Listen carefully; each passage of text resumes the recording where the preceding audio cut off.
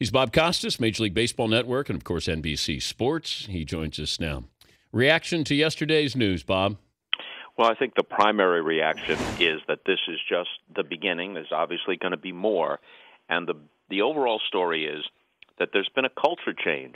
I'm sure you've noted this as well, Dan. There's been a culture change in baseball, where once the leaders of the Players Association didn't just show no interest in cleaning the situation up, they were belligerent about it. In their minds, the problem was that anyone would want to look into the issue or would want to institute any sort of testing or police the game in any way. And so the players, even the clean players, observed a certain code of silence. Now there's a drumbeat within the game. The vast majority of players want the game cleaned up. They're sick of competing against those who are gaining an unfair advantage. They're also sick of having suspicion cast upon their own achievements and upon the game itself. And although baseball may have come around late on this, they are now in a position where they have the toughest and most aggressive policy in all of major North American team sports, and they're serious about it. So, look, will there always be people who will search for an edge? Will there always be people who are willing to roll the dice and think they won't get caught?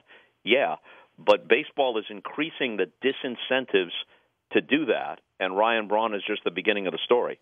What bothers you more, the cheating or the defiance? I think they're about equal.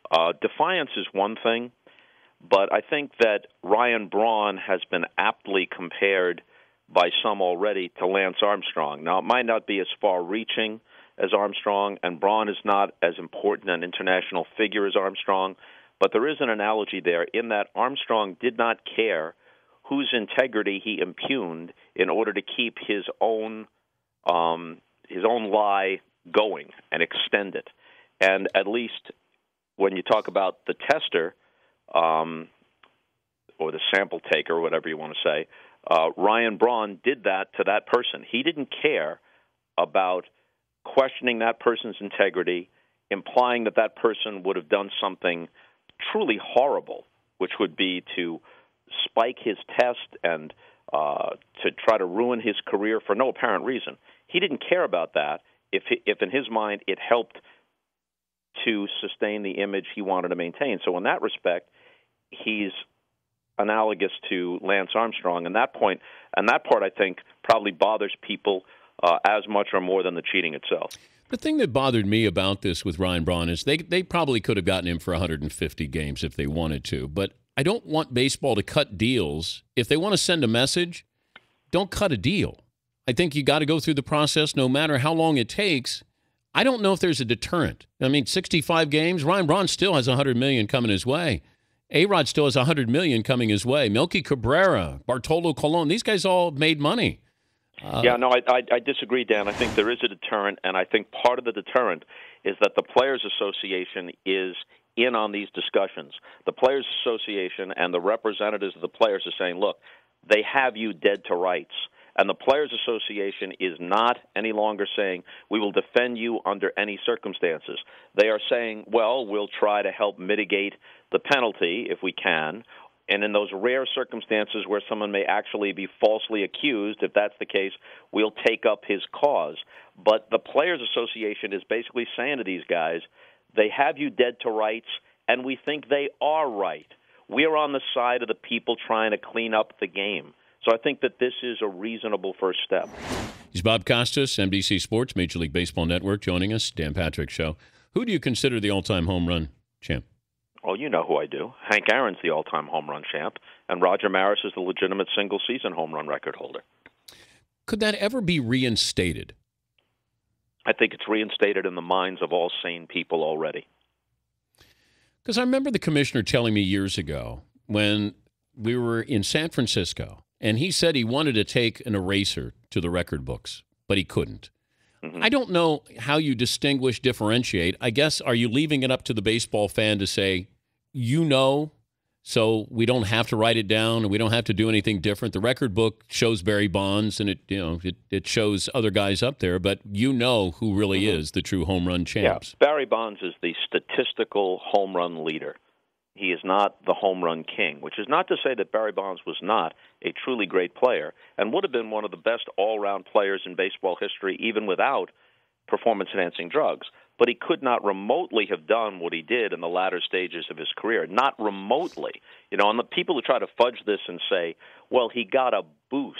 I've heard people say, yeah, maybe he got a boost, but he's still, with the possible exception of Babe Ruth, the greatest player the game has ever known. That would be as if I came into your studio, Dan, on stilts and then said, well, yeah, I'm on stilts, but I'm still the tallest guy in the room. Well, not without the stilts, Bob, okay? And in the case of Barry Bonds, let's go back and review. Barry Bonds' career slugging percentage was around .560 for a long career, and then he twice slugged over 800 and once slugged 799. He had hit a home run once every 15 times at bat through the bulk of a long career, and then he doubled his home run rate to 7.5. And he would have hit 60 home runs several times after he hit 73 if they didn't walk him 200 times in a season. He was a lifetime .290 hitter. That's good, but not great. He had .360, .370 one season in the latter stages of his career. He didn't get an edge from performance-enhancing drugs. He was transformed by them, transformed from a truly all-time great Hall of Fame player into a supernatural interplanetary player who turned baseball into a video game. And the same thing was true to a lesser extent, because he didn't start out with as much natural ability, but a lesser extent, the same thing was true of Sammy Sosa or of Mark McGwire. Man, got you up on your soapbox there. Well, no, I got you on your stilts. Yeah, exactly. And I like the view from here. Does this help Pete Rose in any way? You know, it should. Look, justice has to be tempered by mercy. No one is saying that what Pete Rose did wasn't a serious baseball offense. But can anyone with a straight face say that Pete Rose damaged baseball as much as the steroid era guys did, and some guys continue to do? And I put that question directly to Bud Selig at least 3 times on the air. And I think he's uncomfortable with the answer, but I can never get him to answer it directly. But, yeah, I think that, look, here's what you do with Pete Rose. You put his name on the Hall of Fame ballot. Barry Bonds' name is on the Hall of Fame ballot. Sammy Sosa, Mark McGwire.